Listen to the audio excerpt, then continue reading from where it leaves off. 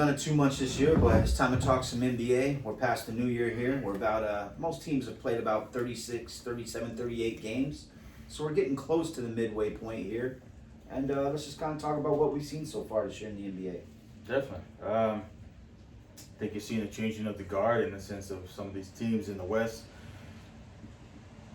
Yeah, a lot of these teams that we've grown accustomed to kind of being in the top heavy have now kind of taking a back seat to some of these young guys. You know, you're looking at OKC. They've seemed to be working out, especially with Very impressive this year. you know, everyone made fun of them with their draft picks, but SGA, Giddey, some of the other young talent that they have, Chet Holmgren. Yeah. it seems to all be coming Dart. together. Yeah. Yep. It's been working out great for them. Minnesota, I think Ant's really taken over and becoming that player that everyone envisioned that he would be. Right. So it's good for them. And, you know, I mean, you With look that at being the, said, those are the top two teams in the West. Yeah. Currently, Minnesota and OKC. And I'm just saying, you're just looking at some of these, you know, like Phoenix and the Lakers, and you know, Clippers have shown some sign of resurgence, but it's still early in the season. Someone might, you know, need some time off again or get hurt. And the Lakers and Golden State have just been, whew. Right. Yeah, and Phoenix. And Phoenix. Look, I think you nailed it, Steven. We're seeing a changing of the guard. You know, some of these older teams that we're accustomed to seeing have success over the years. The Phoenix and the Kevin Durant's or LeBron James, AD, and the thing that's crazy is AD's finally playing the way we want him to play. Like, he's really putting up the numbers, you know, rebounds, defensively, the points, of course. But the rest of the team's struggling. Yeah, the Warriors, they can't stay healthy. Chris Paul out for the year. Is he out for the year or out for quite a while? I think He might be out for the year. I think it's like something with his finger. He had to Right. get surgery. I'm not totally sure, but Right, and we already know the deal with Draymond, right? You know, so he's still working his way back to the NBA. So with that being said, these teams that we're accustomed to seeing having so much success, like the Lakers, Warriors, and even the much anticipated Phoenix Suns with, you know, Beal, Booker, and Kevin Durant, are currently just sitting one game over 500. So with that being said, in the West, it really is a changing of the guard. We'll see if they can sustain it. Like I said, we're just past that. Excuse me, we're just before the halfway point in the NBA season. So we'll see if these young guys can sustain it. Still, Denver is one of the top teams in the West, and even though they're not number one, I think they're currently sitting at 3, and their team is intact, and I don't see them falling off at any time. So it's going to be interesting here.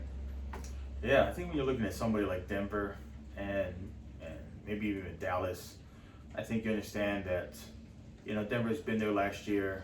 It takes a lot to repeat, you know, and I think throughout the season, they want to take their time now, especially, you know, just how their team is built, and they still have a lot of the core pieces and a lot of the people that can take over the reins. Right. Joker wants to take a night off, or Murray wants to take a night off, even though they're still pretty young guys.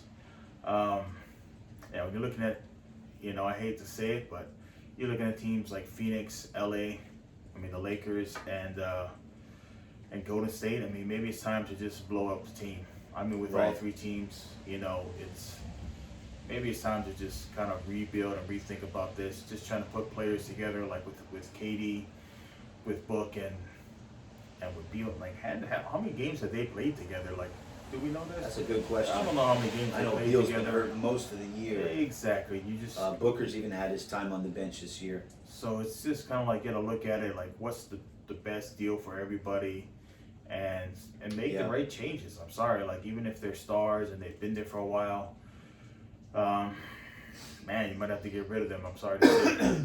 You do. It's tricky, and it's always a gamble, Steven, because you've seen teams like Phoenix and Dallas. They depleted their bench to get these stars, right? You've seen Dallas do it with their bench and their role players, Spencer Dinwiddie and Dorian Finney-Smith. They went to a different team. I think they went to Brooklyn. Back to Brooklyn, I think. Back to Brooklyn, you know, to get Kyrie Irving, and I don't know if that's necessarily panned out. I love the way Luka plays and what they're doing in Dallas, but let's face it, he's going to need help if they're going to have any amount of success in the postseason.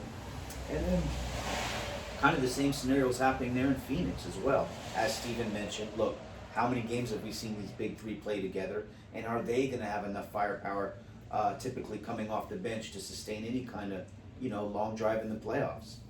I still think both these teams are going to have to make a trade if they want to be competitive and definitely win some more games. They're just, I know Phoenix is one game over 500.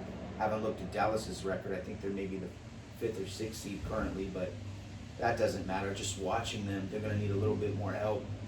But we'll see what happens there. I still look like Denver is the favorite to come out of the West at the moment.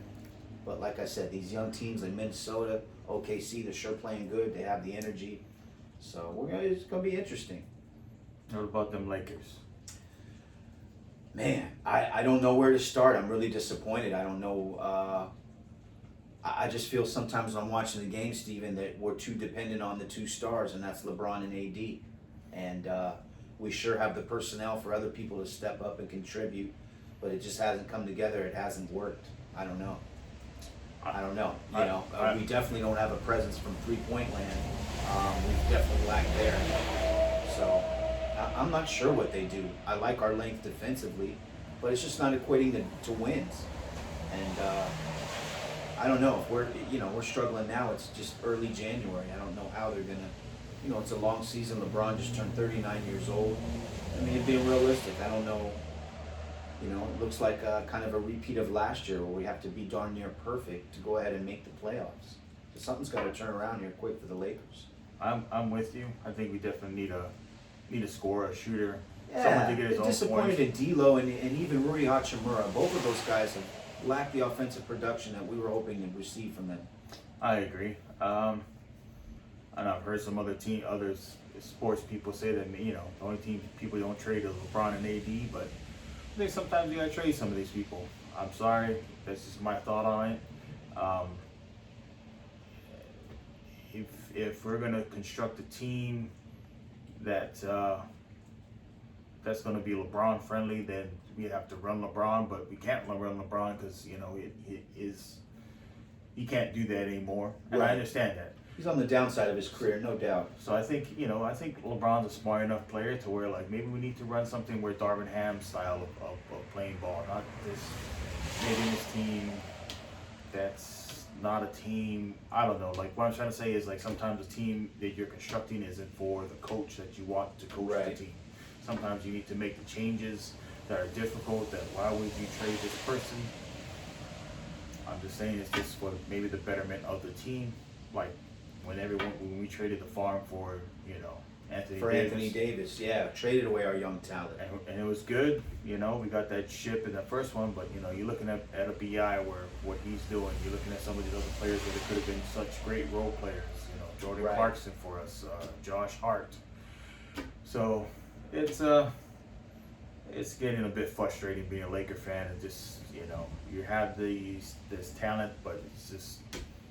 It's very frustrating. Looks like another year of mediocrity, and that's too bad, Especially when you have the players. I mean, if you have mediocre players like we did in the in the early '90s with Nick the Quick and Eddie Jones, Eldon Campbell, and all those boys, and they did their thing. To see them make the playoffs and make a run, it was something great to see. You could get behind because it was because they almost exceeded expectations. Exactly, but when you have some of these guys in there, and this is the team that's constructed, and they're just It's like the opposite feeling. the 10th, because they're trying to do the play-in. Right. It's frustrating. It's very disappointing. Sometimes it's hard to watch. I'll be honest with you. This has been the least amount of Laker games I've watched in some years. Wow. Yeah. And I have time to watch Laker games now, and I don't because they're so not fun to watch. It is hard to see your team lose. It is. They should win. Yeah. All right. All right. That's all we got for NBA so far. Stay tuned. Season's still fairly young, so we'll see what happens. All right. Plenty of good little segments. The only one I didn't like was the first one.